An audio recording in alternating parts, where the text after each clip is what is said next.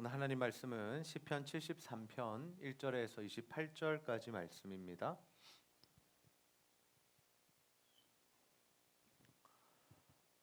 시편 73편 1절에서 28절까지 우리 한 절씩 교독하여 읽도록 하겠습니다.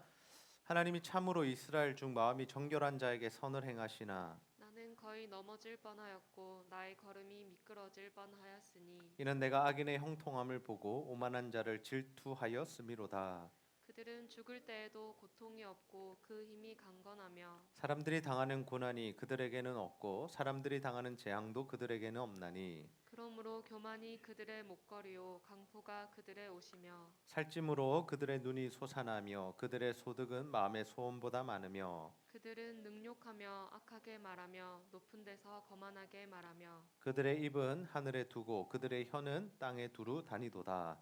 그러므로 그의 백성이 이리로 돌아와서 잔에 가득한 물을 다 마시며 말하기를 하나님이 어찌알랴 지존자에게 지식이 있으랴 하는도다. 볼지어다 이들은 악인들이라도 항상 편안하고 재물은 더욱 불어나도다. 내가 내 마음을 깨끗하게 하며 내 손을 씻어 무죄하다 한 것이 실로 헛되도다. 나는 종일 재난을 당하며 아침마다 징벌을 받았도다. 내가 만일 스스로 이르기를 내가 그들처럼 말하리라 하였더라면 나는 주의 아들들의 세대에 대하여 악행을 행하였으리이다.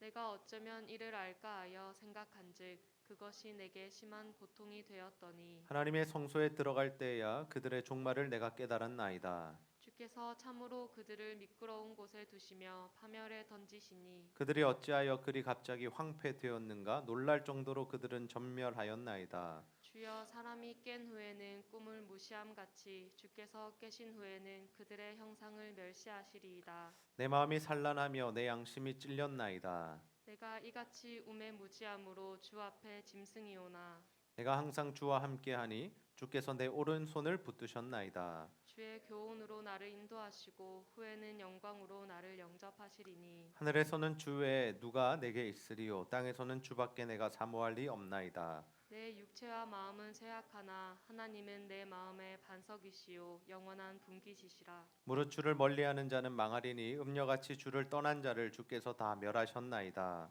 하나님께 가까이함이 내게 복이라. 내가 주 여호와를 나의 피난처로 삼아 주의 모든 행적을 전파하리이다. 아멘.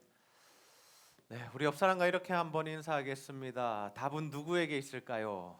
답은 누구에게 있을까요? 네, 다시 한번 인사하겠습니다. 답은 하나님께 있습니다. 답은 하나님께 있습니다. 네, 우리가 인생을 살아가면서 참 많은 의문들이나 고민들이 생깁니다.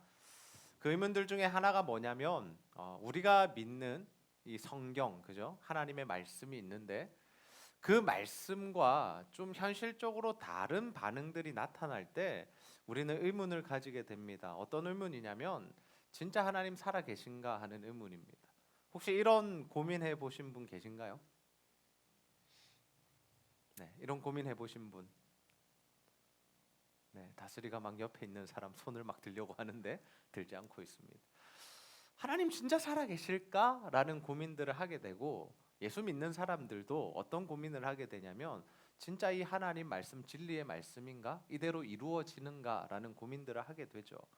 특별히 어떨 때 우리가 그런 생각을 하냐면 예수 믿는 사람과 예수 믿지 않는 사람이 있을 때 예수 믿지 않는 사람들이 더 잘 살 때, 그죠?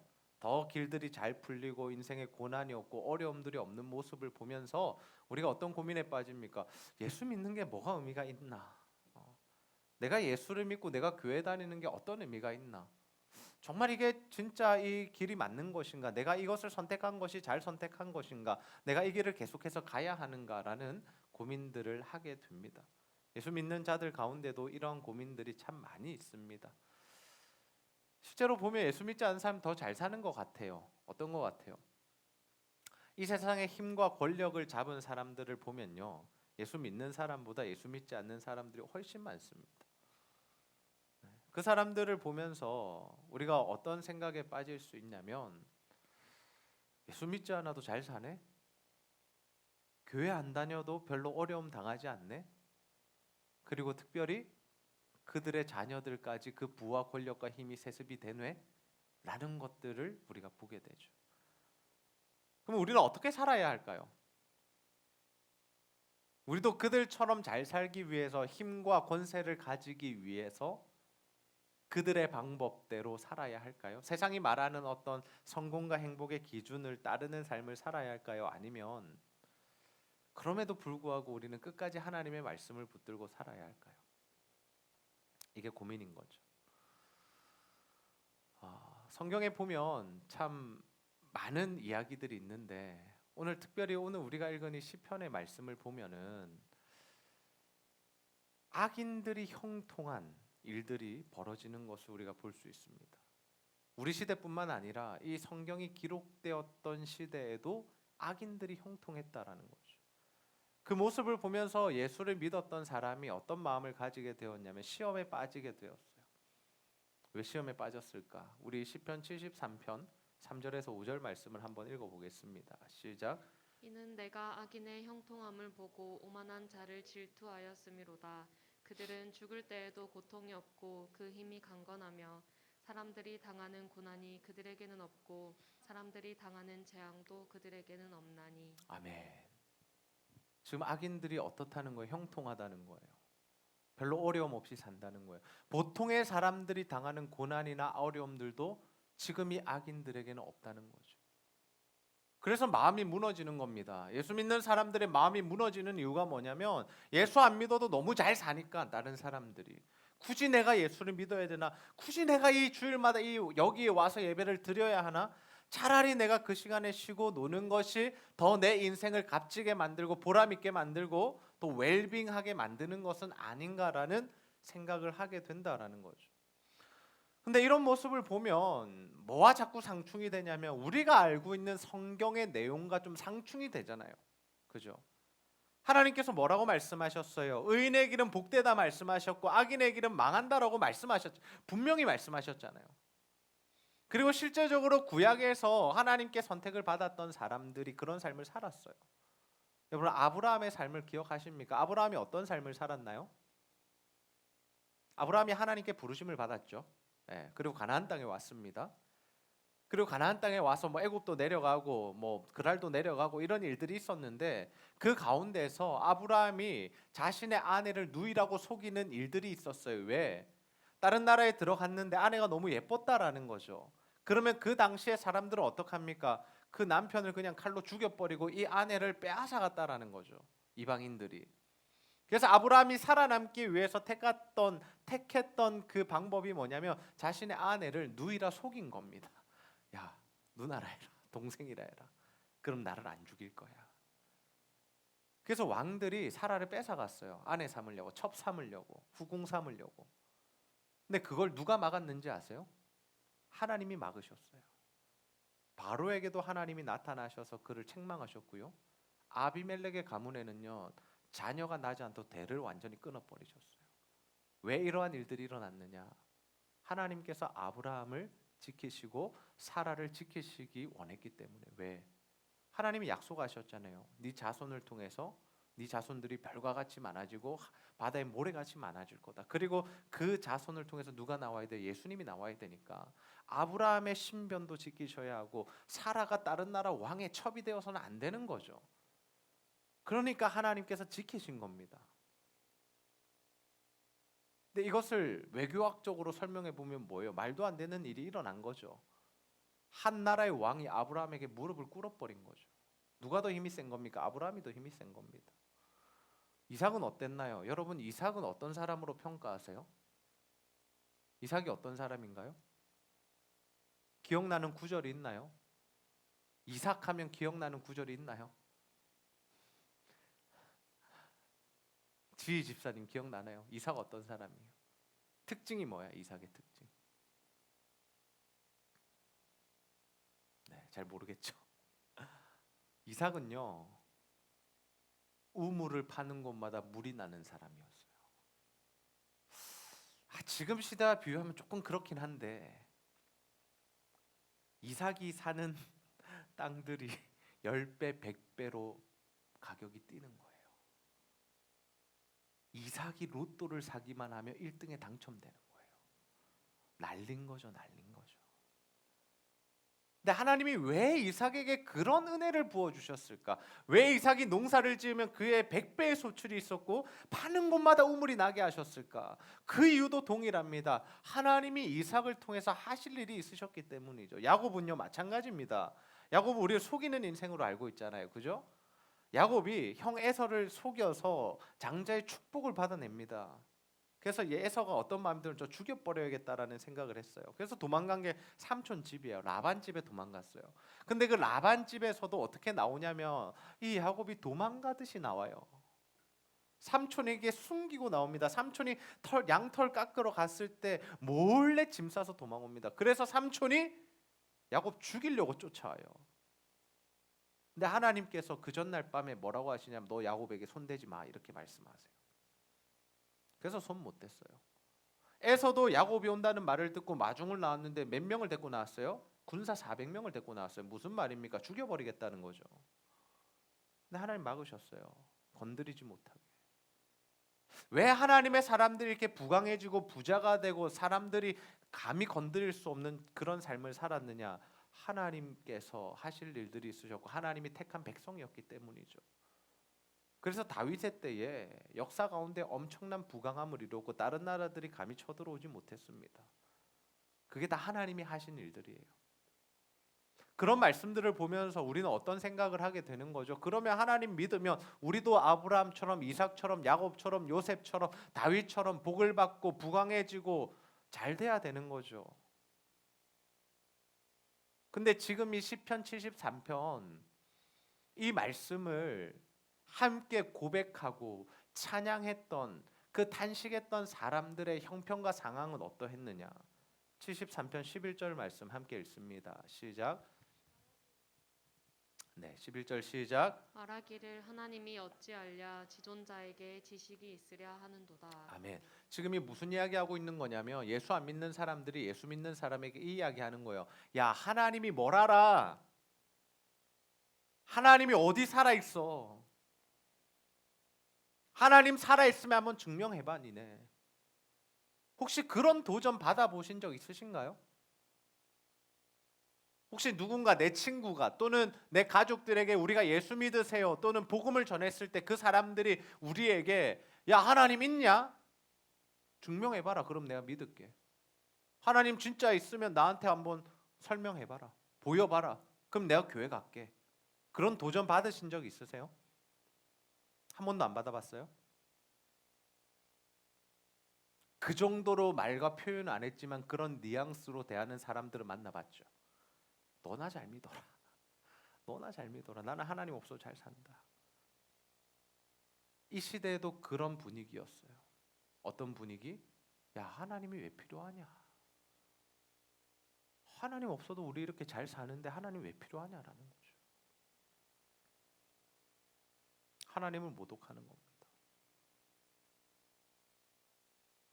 근데 이런 말들을 들을 때 문제가 뭐냐면 우리의 마음이 흔들려 버린다.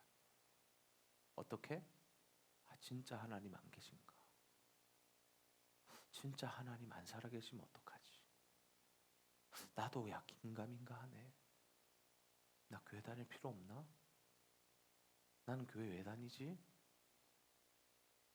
이런 고민에 빠질 수 있다라는 거죠.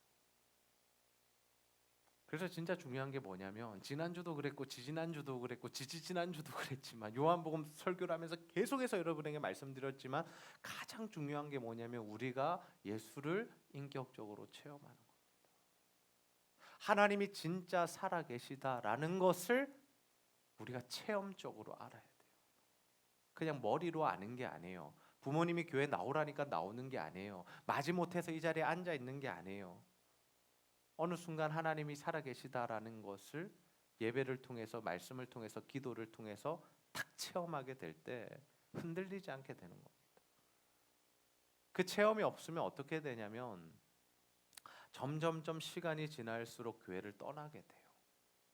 교회를 떠나게 돼요. 교회 남아있지 않는 겁니다. 왜? 예수를 믿을 필요가 없다고 생각되니까. 차라리 내가 세상이 말하는 방법대로 사는 것이 내 삶을 더 윤택하게, 더 좋게, 더 잘 살게 만들어준다고 생각하니까 예수는 더 이상 필요가 없어지는 거죠. 여러분은 어떻게 생각하세요? 여러분 정말 하나님 살아계심을 믿으십니까? 정말 여러분의 삶 가운데 살아계신 하나님 만나셨나요? 그래서 진짜 목에 칼이 들어와도 나는 예수를 믿겠다라고 고백할 수 있으신가요? 네. 어제 안현아 전도사님께서 한 카톡을 보내셨어요. 네, 카톡 제가 잠깐 확인할게요. 어떤 내용이었냐면요. 지금 우크라이나가 전쟁이 있잖아요, 그죠?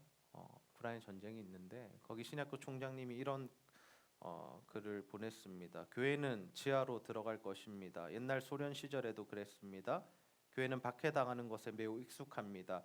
우리는 교회 조직을 추스리고 재정비해서 우리가 늘 하던 일, 복음을 선포하는 일을 계속할 것입니다.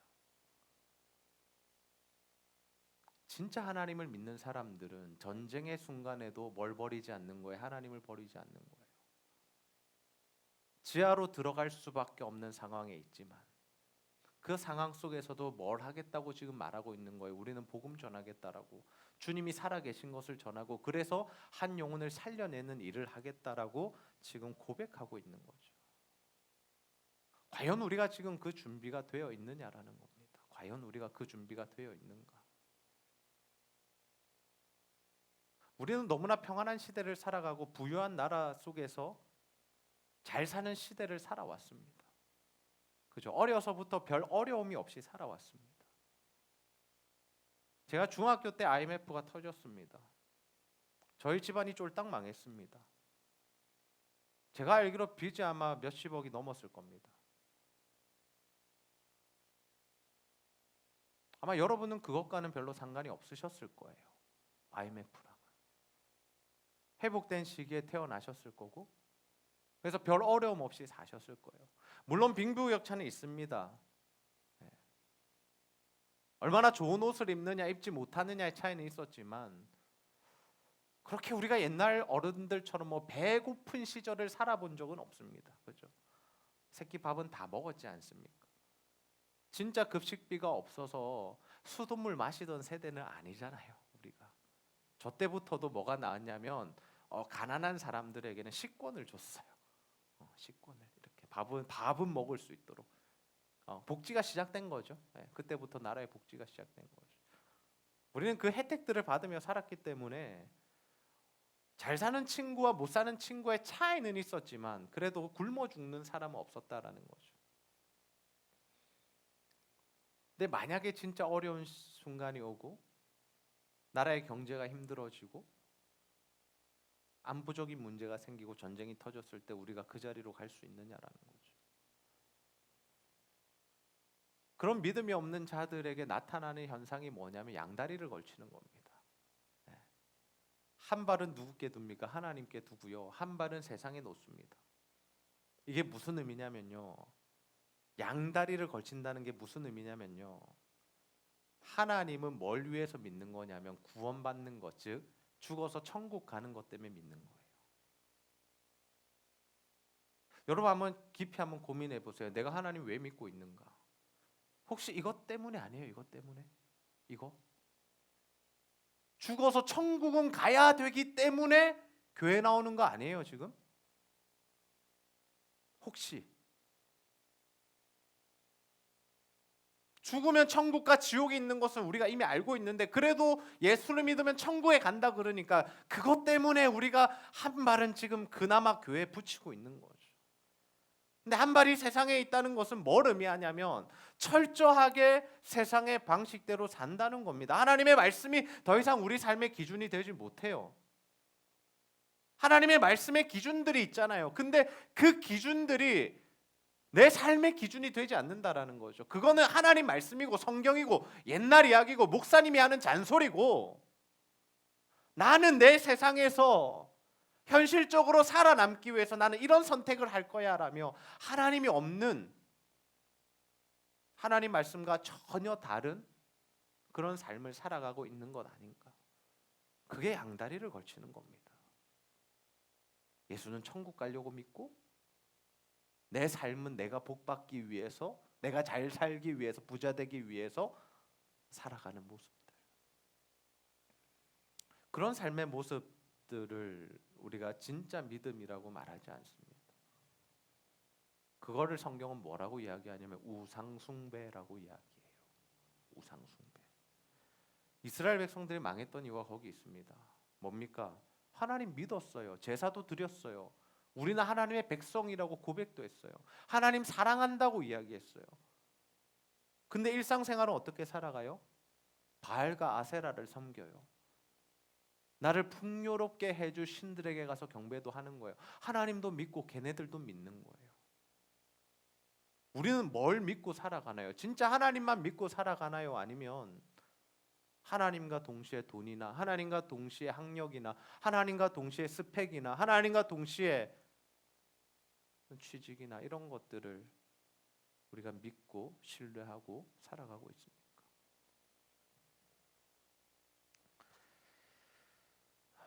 많은 그리스도인들이 이러한 딜레마에 빠져 있는 겁니다. 딜레마입니다. 어떨 때 보면 하나님을 잘 믿는 것 같고요. 어떨 때 보면 안 믿는 사람 같아요. 어떨 때는 하나님 막 의지해요. 막 붙들어요. 근데 어떨 때는 뭐예요? 하나님 전혀 붙들지 않고 딱 세상 붙들고 살아가요. 지금 시인도 그런 삶을 살고 있는 거야. 왜? 악인들의 형통이 부럽잖아요. 부럽잖아. 나도 저렇게 되고 싶다는 거잖아. 그래서 내가 하나님 말씀대로 사는 게 아무런 의미가 없이 느껴지는 거죠. 내가 왜 이렇게 병신같이 살아야 돼? 내가 왜 바보같이 살아야 돼? 하나님의 말씀은 이 시대에는 맞지 않아. 라며 사는 거죠. 근데 이러한 의문과 생각들이 어디에서 정리가 되느냐? 그가 하나님의 성소에 들어갈 때 정리가 됩니다.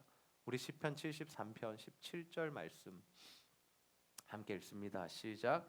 하나님의 성소에 들어갈 때야 그들의 종말을 내가 깨달았나이다. 아멘. 어디에 들어갈 때? 하나님의 성소에 들어갈 때. 뭘 깨달았다고요? 그들의 종말을 깨달았다. 하나님의 성소에 들어간다는 개념은 뭐냐면 하나님을 만나는 걸 의미하는 거예요. 우리가 예배를 통해서 주님을 만나는 걸 의미하고요.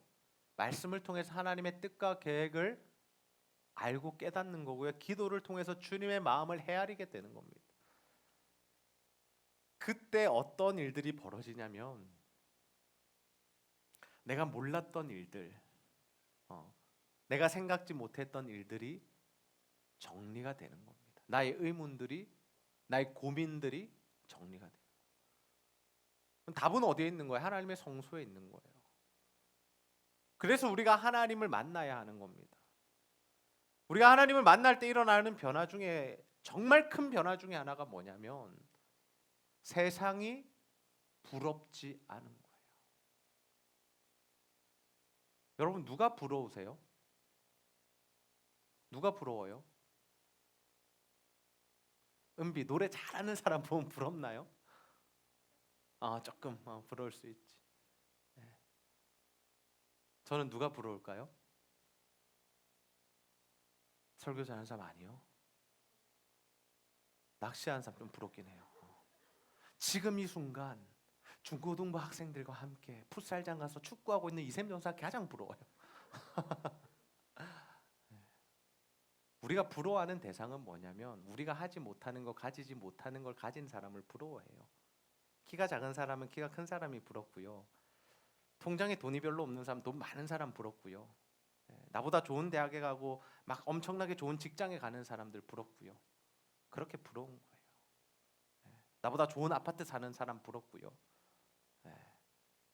옆에 막 8천만 원짜리 막 1억짜리 자동차 지나가면 한번 쳐다보게 되잖아요. 야, 저건 뭐지? 이러면서.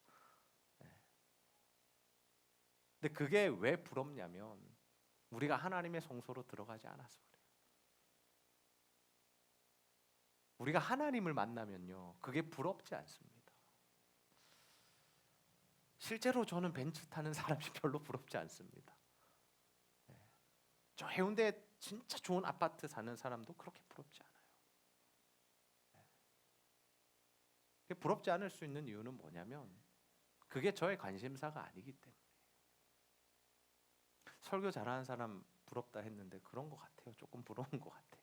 예. 진짜로 제가 부러워하는 사람 뭐냐면 하나님과 되게 가까이 있는 사람이 부러워요. 하나님과 교제하고 교통함이 진한 사람들이 있잖아요. 그 사람들이 저는 부러워요. 제가 가지지 못한 영성이기 때문에 그렇겠죠. 우리가 하나님의 성소로 들어가야 됩니다. 그래야 세상이 부럽지 않은 거예요. 세상의 그 어떠함이 더 이상 내 관심사가 아니게 되는 거죠. 만족하며 살 수 있는 겁니다.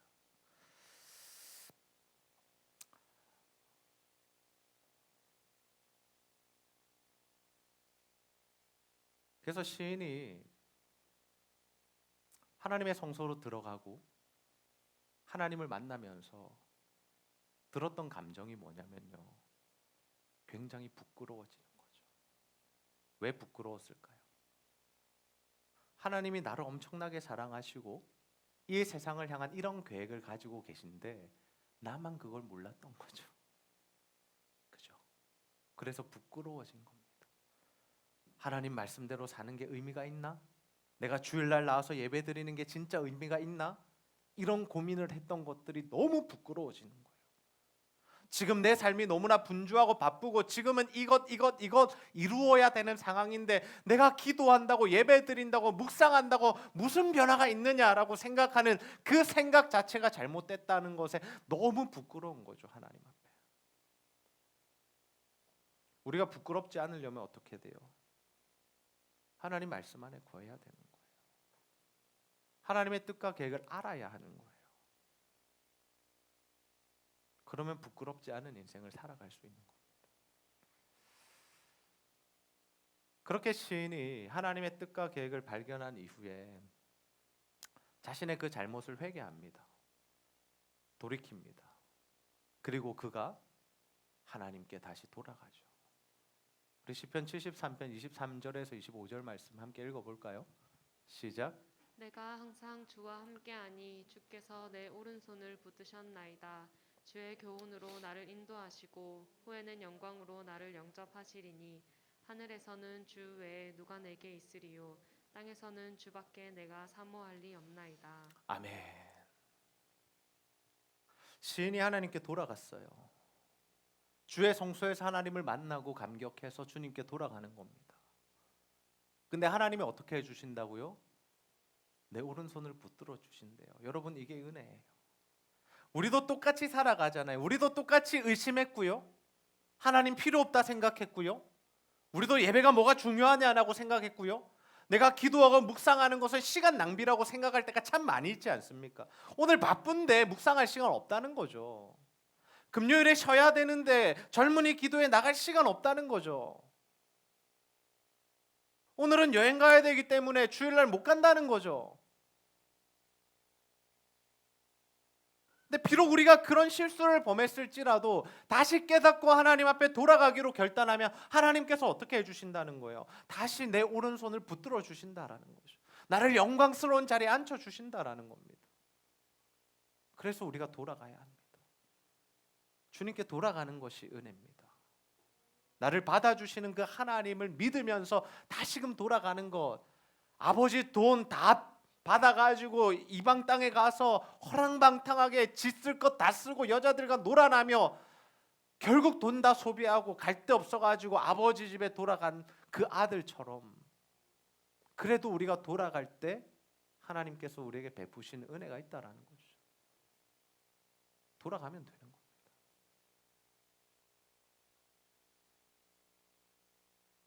그래서 시인이 이렇게 고백을 해요. 시편 23편 마지막 절이죠. 28절 말씀.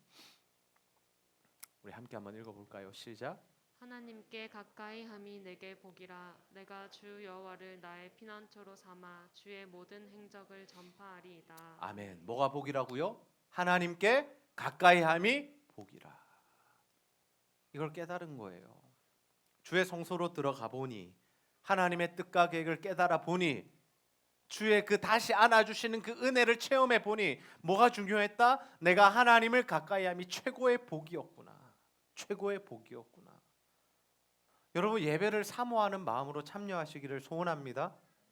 이 자리를 사모하셔야 돼요. 그냥 오지 마세요. 습관적으로 오지 마세요. 오는 것도 귀한 시대입니다. 여기 앉아 있는 것만 해도 너무나 귀하고 너무나 제가 진짜 이뻐 죽겠어요. 왜? 안 오는 애들이 더 많으니까. 예배를 소중하지 않게 여기는 세대니까. 다음 주 시험 있어요. 그러면 안 와요. 중고등부도 그래요. 시험 기간 되면 확 떨어져요. 애들 숫자가. 우리도 마찬가지잖아요. 뭐 있으면 안 오고 저거 있으면 안 오고 저거 때문에 못 오고. 우리 예배를 사모해야죠. 하나님께 가까이 함이 복인데. 참 강재희 집사님에게 참 감사해요. 이번 주 금요일날 예배 오셨거든요. 은우 데리고. 네. 근데 은우가 자꾸 올라가서 장난감 갖고 놀자 해가지고 집사님 일찍 돌아가셨어요. 안전사님한테 물어봤죠. 강 집사님 가셨냐고. 가셨다. 아이고 일찍 가셨네. 어떡하냐. 그랬더니 강 집사님이 이렇게 말씀하시고 가셨대요. 찬양 시간 같이 보낸 걸로도 참 감사하다고, 만족한다고. 여러분 예배를 사모해야 됩니다.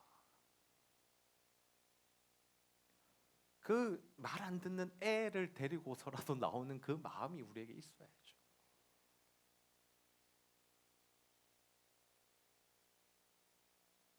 여러분 묵상하는 시간 반드시 확보하세요. 제발. 제발. 바쁘다는 핑계로 묵상 안 하는 친구들 많을 텐데요. 우리가 하나님의 뜻과 계획을 알지 못하고 살면 헛수고입니다. 헛수고. 아무리 애쓰고 노력하고 하루 종일 일하고 밤에 잠 3시간 자고 이래도 헛수고예요. 근데 하나님의 뜻과 계획을 알고 그 뜻 안에서 살아가면 그는 값진 삶이 되는 겁니다.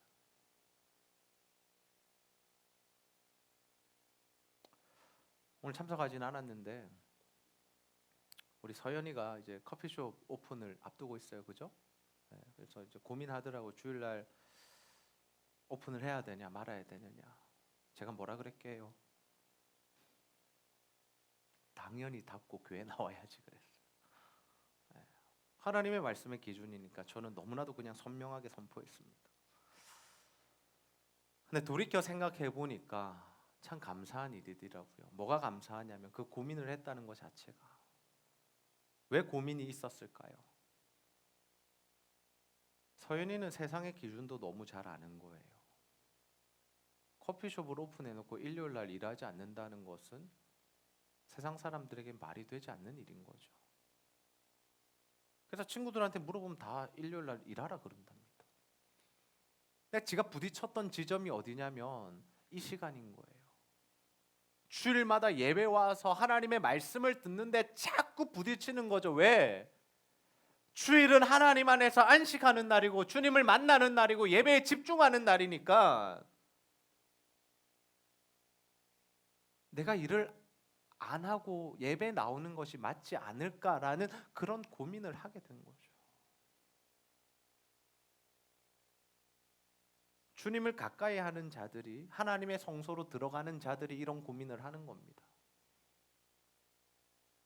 물론 어느 경지까지 이르면 좋습니까? 고민하지 않고 하나님의 말씀대로 그냥 즉각 순종하는 그 자리로 가는 게 베스트겠죠. 근데 거기까지 가기까지는 참 많은 시간이 걸릴 겁니다. 근데 만약 여러분 가운데 아직 그 고민도 하지 않는 친구들이 있다면 제발 고민하셔야 돼요. 제발.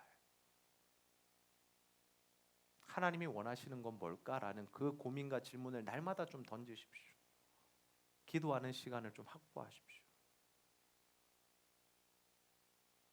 다릅니다.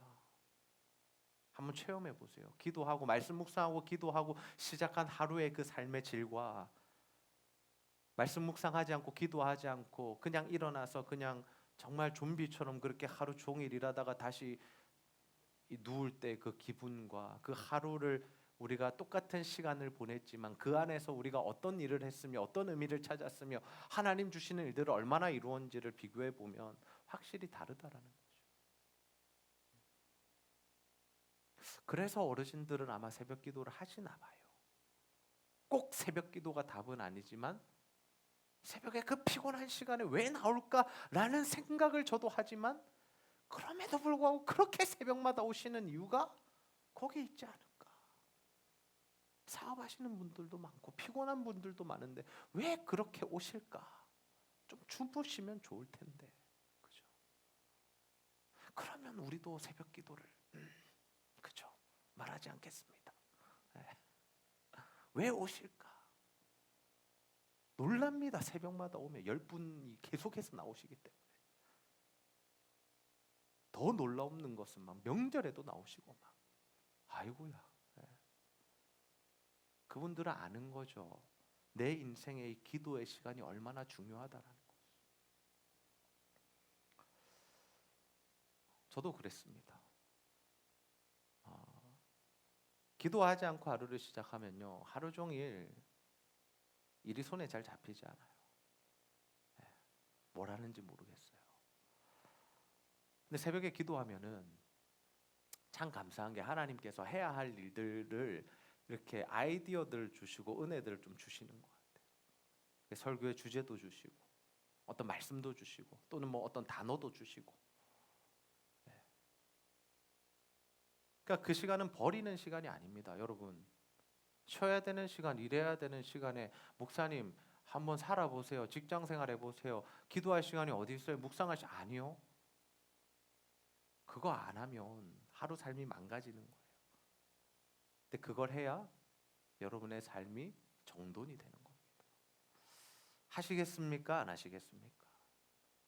이수와 자매 이제 출근을 하게 되시는데 하시겠습니까? 안 하시겠습니까? 네, 아멘이죠. 네. 김지희 집사님 하시겠습니까? 안 하시겠습니까? 네. 허예림 고개를 푹 숙이고 하시겠습니까? 안 하시겠습니까? 네, 하겠다. 다스리 하고 있나요? 열심히 네, 하세요. 네. 정주영 집사님 하실 거죠? 하실 거죠? 네, 고개는 끄덕거리셨는데 김진 집사님 확인하세요. 제가 김진 집사님 매일 하는 건 제가 알고 있거든요. 정주영 집사님도 하게 되시길 축복합니다. 네.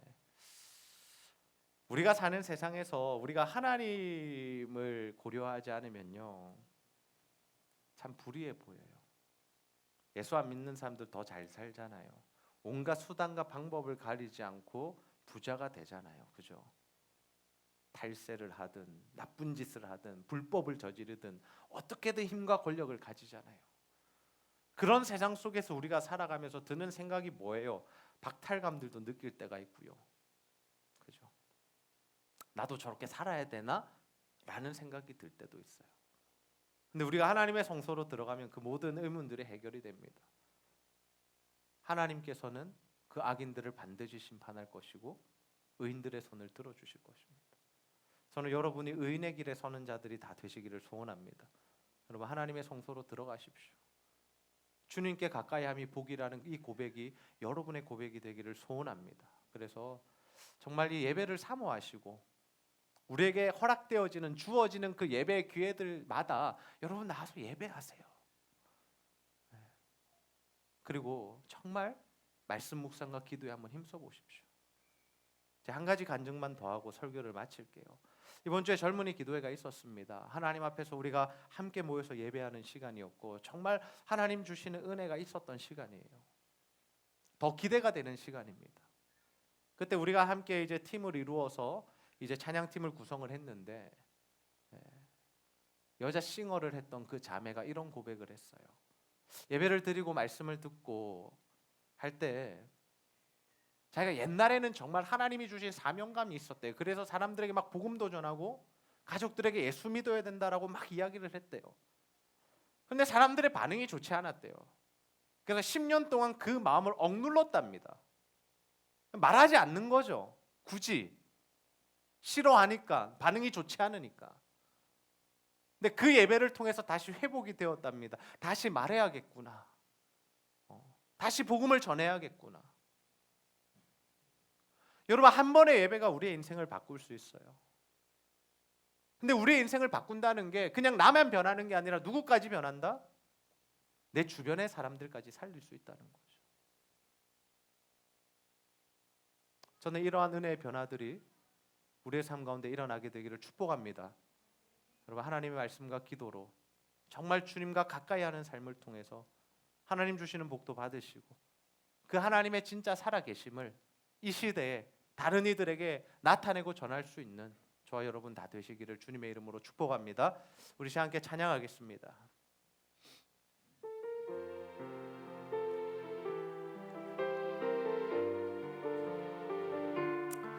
여러분, 찬양을 부를 때도 정말 간절한 마음으로 하나님 앞에 함께 찬양하기 원합니다.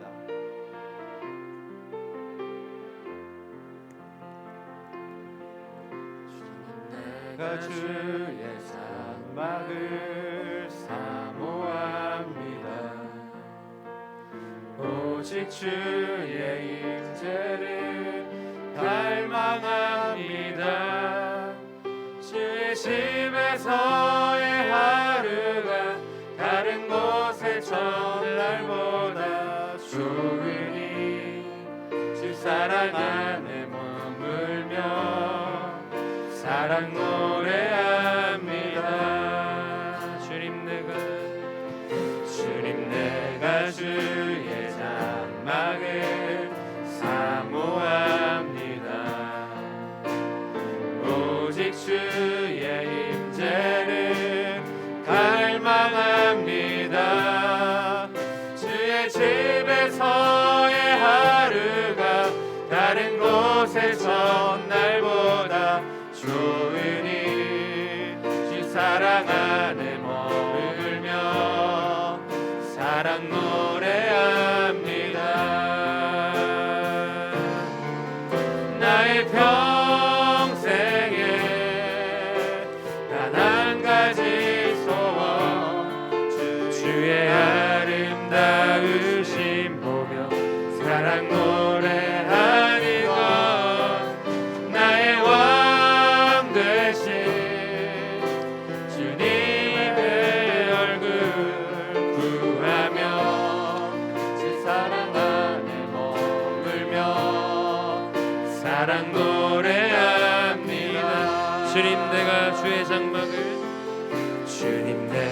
주의 장막을 사모합니다. 오직 주의 임재를 갈망합니다. 주의 집에서의 하루가 다른 곳의 첫날보다 좋으니 주 사랑 안에 머물며 사랑 노래합니다. 나의 평생에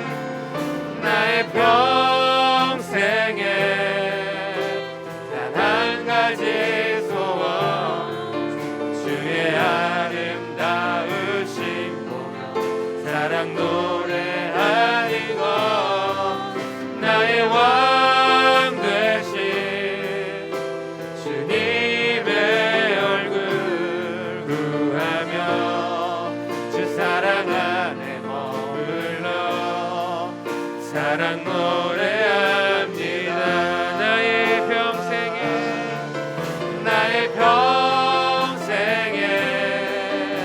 단 한 가지 소원 주의 아름다우심 보며 사랑 노래하니 것 나의 왕 되신 주님의 얼굴 구하며 주 사랑 안에 머물며 사랑 노래합니다. 우리 시간 말씀 붙들고 한번 기도하겠습니다. 이 시간 기도하실 때 정말 하나님, 우리가 이 세상을 살아가는 동안에 악인들의 형통을 바라보며 부러워하지 않게 하여 주옵소서. 우리가 그들이 잘 되는 모습을 보면서 우리의 신앙이나 우리의 마음이 흔들리지 않게 하여 주옵소서. 정말 우리가 주님의 성소로 들어가는 자들 되게 하여 주셔서 정말 말씀과 기도를 통하여서 하나님의 뜻과 계획을 알게 해달라고, 그 임재 안에 거하게 해달라고, 그 은혜 가운데 살아가게 해달라고, 주님 주시는 만족과 행복을 누리며 살아가게 해달라고, 이 세상에 그 어떠한 것도 부러워하지 않는 절대 만족을 이루는 삶을 살아가게 해달라고 우리 시간 말씀 붙들고 한번 기도하도록 하겠습니다. 아버지 하나님 참 감사합니다. 아버지 하나님 오늘도 하나님 우리 가운데 함께하여 주시고, 아버지 하나님 이 시간 하나님 우리를 여기에 불러주시고 하나님 앞에 예배하게 하시니 너무나 감사합니다. 아버지 하나님 우리 안에 하나님의 영을 부어주시고 하나님 은혜를 더하여 주시옵소서. 아버지 하나님을 사모하는 마음을 주시기를 소원합니다. 주님을 바라보게 아버지 하여 하나님 주옵소서. 주옵소서. 하나님 우리 가운데 하나님 사모하는 마음을 더하여 주옵소서. 아버지 하나님 사모하는 마음으로 살아가게 하여 은혜 주옵소서. 가운데 하나님의 임재를 하나님 주의 장막 가운데 하나님의 살아계신 날마다 구하길 소망합니다. 아버지 하나님 하나님, 불러주시고 하나님 인도하여 그렇게 살아가는 우리 삶이 되게 하나님 하여 주옵소서. 도우시길 원합니다. 아버지 하나님의 하나님 말씀에 주의 은혜 안에 순종하여 날마다 주옵소서. 구하고 아버지 하나님 인도하여 하나님 그 주옵소서. 성소 안에 주의 구하고 성소로 들어가기 원합니다. 하나님 주의 하나님께 성소로 답이 있다는 들어가기 것을 원합니다. 깨닫고 주님을 더 깊이 만나기 주님, 원합니다. 또 하나님 주님 우리 가운데 구하며 함께 하시고 주님 우리를 만나주옵소서. 사랑하는 하나님 역사하여 주시기 주여 오늘 삶의 속들 역사 아버지 하나님 우리 안에 함께하여 주옵소서. 주여 인도하여 하나님 세상을 주시옵소서. 인도하지 않게 하시고 악인들의 형통함을 바라보는 것이 아니라 살아가게 하여 주옵소서. 아버지 주시는 마음으로 하나님, 살아가게 하여 주옵소서. 하나님, 하나님 주시는 마음으로 살아가게 하여 주옵소서. 아버지 주님. 세상을 이기의 대상이 되지 않게 하여 주시고 아버지의 마음으로 살아가게 주여 하여 역사하여 주옵소서. 주시옵소서. 아버지 붙들어 주시고 하나님 역사하여 주여 우리의 주옵소서. 믿음을 주시옵소서. 하나님 안으로 깊이 들어가기를 원합니다. 하나님 나에게 하나님 깊이 만나 우리 한 명 한 주옵소서. 명에게 아버지 영혼 가운데 하나님의 더 은혜를 하나님의 은혜를 부어 구하는 주옵소서. 믿음과 아버지 만나 주시옵소서. 얼굴을 구하는 하나님 믿음. 역사하여 주시옵소서. 하나님 그 사랑하는 모든 것을 하나님 하나님의 구하는 것이 하나님 놀라운 힘을 하나님의 영을 부어주시고 하나님 경험하며 하나님의 고백하며 성소로 기쁨을 누리게 하여 전할 수 주옵소서. 있는 아버지 말씀 나의 묵상하게 변화될 수 되는 있도록 하나님의 뜻과 주여 계획을 역사하시고 행하게 하여 주시고 한 명의 하나님 변화시켜 내 인생에 주시고 원하시는 것이 무엇인지를 하나님 깨달아 새롭게 하여 주시고 놀라운 은혜가 있게 하여 주옵소서. 하나님 왕대신 찬양하며 나아갈 때 원합니다. 하나님 세상의 가치와 우리 아들에게 세상의 하나님의 모든 은혜를 걸 뛰어넘는 부어주시고 하나님 하나님을 오늘날 만나는 내가 은혜를 더하여 사랑을 주옵소서. 하나님 깊이 만나 주옵소서. 하나님 인격적으로 만나 주옵소서. 하나님의 살아계심을 체험케 하여 주옵소서. 오 아버지 하나님 주시고 하나님 역사하여 주옵소서. 하나님 도와주시길 원합니다. 하나님 함께 하여 주시옵소서.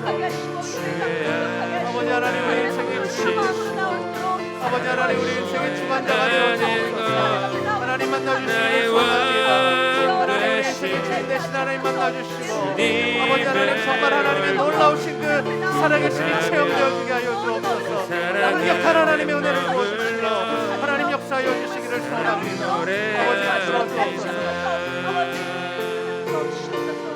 나의 주여 평생에 하나님 역사하여 주시고 한 가지 하나님 우리 안에 하나님의 원하는 영을 아름다운 하나님 우리를 만나주시기를 소원합니다. 사랑 아버지 하나님 우리를 만나주옵소서. 아버지 이 시간 간절히 기도할 때에 하나님 우리를 만나주시고 하나님 찾아와 주시고 하나님 임재하여 주시고 하나님 은혜를 베풀어 주옵소서. 하나님 역사하여 주옵소서. 오 주여 아버지 사랑 노래합니다. 우리 이 시간 다시 한번 기도하겠습니다. 하나님께 가까이함이 복이라.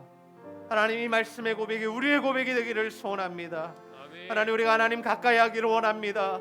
하나님 다시 한번 우리를 만나주시고 하나님 다시 한번 우리 가운데 은혜를 부어주시고 다시 한번 우리 마음 가운데 뜨거움을 더하여 주시고 다시 한번 주님과 함께 동행하는 삶을 허락하여 주시옵소서. 이미 그러한 삶을 살고 있다면 더 깊이 주님을 만나는 은혜를 더하여 주시옵소서. 그래서 살아계신 하나님으로 말미암아 정말 이 인생을 살아가는 동안에 복과 은혜를 받아 누리게 하여 주시고 살아계신 하나님을 다른 이들에게 마음껏 전하고 선포하는 능력의 삶이 되게 해달라고 우리 시간 주님의 이름을 간절히 한번 부르면서 함께 뜨겁게 기도하도록 하겠습니다. 주여 아버지 하나님 역사하여 주시기 원합니다. 오 하나님께 가까이 하기 원합니다. 오 하나님 아버지 가까이 하기 원합니다. 오 하나님 아버지 하나님 아버지 상한 마음을 치유하여 주시고 하나님 정말 하나님이 원하시는 일들이 아버지 하나님 이루어지게 하여 주옵소서. 하나님의 뜻과 계획을 알려 주시고 주님의 성소에서 주님을 만나며 주님의 뜻과 계획을 알아 하나님 주시는 그 하나님 놀라운 일들을 은혜가 체험하며 살아가게 하여 우리 주시옵소서. 삶과 온전하게 하나님 역사하여 주옵소서. 하나님 하나님 살아갈 수 은혜를 있도록 부어 주옵소서. 역사하시고 아버지 딸을 향한 그 인도하여 하나님의 주시옵소서. 마음을 온전히 깨달아 할 수 하나님 있도록 주여 은혜를 복을 부어 누리며 주옵소서. 아버지 하나님의 하나님 사랑을 도와주시옵소서.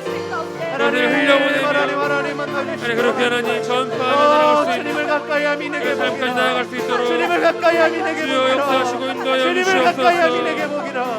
주님을 같이 가까이 와. 하는 생되게 하여 하나님 주옵소서. 가운데 하나님 우리가 말씀 겨울질하지 않고 주님 만나기를 소원합니다. 하나님 바라보기를 원합니다. 하나님 만나 주옵소서. 주님 만나 주옵소서. 하나님을 선택하기를 하나님 원합니다. 만나 주옵소서. 나의 아버지 쾌락과 하나님 은혜를 나의 베풀어 만족과 아버지 나의 주옵게 성공과 하옵소서. 성취를 따라가는 것이 아니라 하나님 이 모든 은혜를 것을 알려주시- 하나님 주관하시니 하나님 하나님 하나님의 아버지 은혜와 귀한 청년을 향한 그 하나님의 능력과 마음을 그 알려주시 말씀과 주여 아버지 사랑 안에 이 아들이 어디로 우리가 가야 할지 거하고 아버지 그를 하나님 선택하는 나의 삶이 될 수 알려주시옵소서. 있도록 쌓여 주여 아버지 주시옵소서. 하나님 마음 가운데 하나님 확신을 더하여 주시고 하나님 그 길을 인도하여 주옵소서.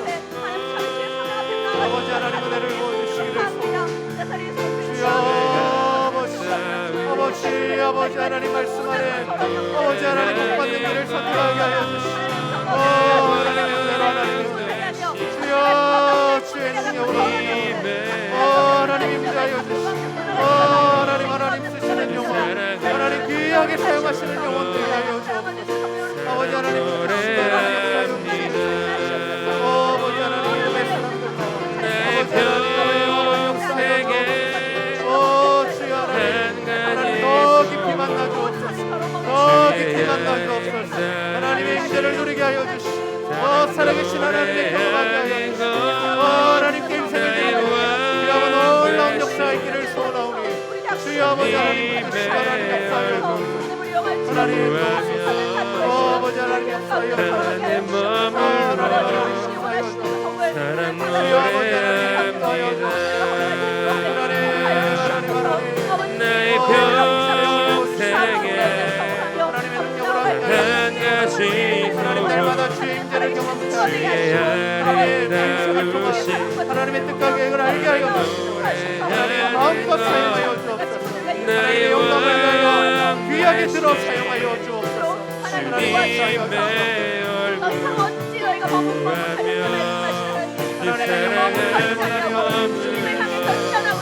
아버지 하나님 놀라운 노래합니다.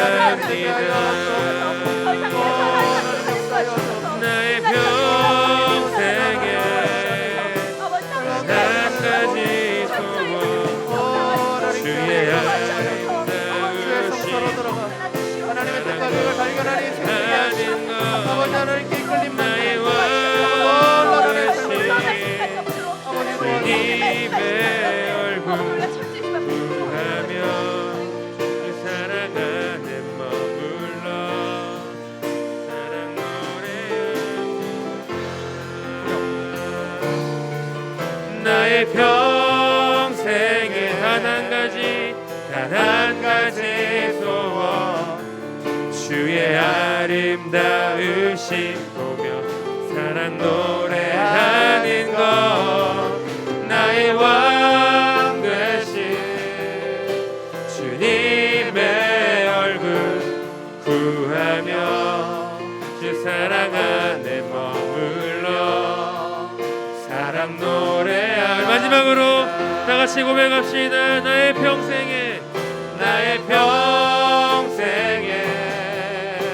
단 한 가지 소원 주의 아름다우신 보며 사랑 노래하는 것 나의 왕 되신 주님의 얼굴 구하며 주 사랑 안에 머물러 사랑 노래합니다.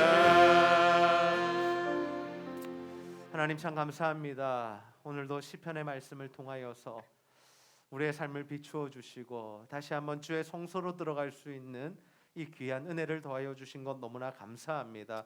아버지 우리가 세상 사람들을 바라보며 때로는 부러울 때도 있고 정말 하나님 살아계신가 의심이 들 때도 있으며 이렇게 사는 것이 맞는가 나도 세상 사람들처럼 살아야 되지 않는가라는 그러한 잘못된 생각이 들 때도 있습니다. 그러나 주님, 그때마다 우리가 주님의 성소로 들어가게 하여 주셔서 주님을 만나게 하시고 주님이 무엇을 계획하고 계신지 그 뜻과 계획을 알아 다시는 방황하지 않고 주님이 원하시는 그 삶을 능력 있게 살아갈 수 있도록 인도하여 주시옵소서. 아멘. 우리 안에 풀리지 않는 문제들이 많이 있습니다. 의문들이 있습니다. 하나님의 성소로 더 깊이 들어가게 하셔서 정말 우리를 향하신 그 하나님의 뜻과 계획을 깨달아 알게 하여 주시고, 그래서 주님을 가까이 하는 우리 인생 되어 정말 하나님 주시는 복과 은혜들, 원하시는 일들이 마음껏 이루어질 수 있도록 주님 역사하시고 인도하여 주시옵소서. 아멘. 하나님, 이 시간에도 예배하는 우리 지체들 가운데 영혼과 육신의 질병이 있으며 또 여러 가지 고민과 아픔으로 신음하는 자들이 있습니다. 주님, 이 시간 찾아와 주셔서 예수 십자가 보혈의 능력으로 깨끗하게 고치시고 하나님의 은혜로 회복되게 하여 주시옵소서. 오늘 예배 나온 자들 주님 은혜 더하시고 또 하나님과 교회와 성도를 사랑하여 드리는 모든 물질과 헌신 주님 기쁘게 받으시고 배로 갚아 주시옵소서. 감사드리며 예수님의 이름으로 기도하옵나이다. 아멘.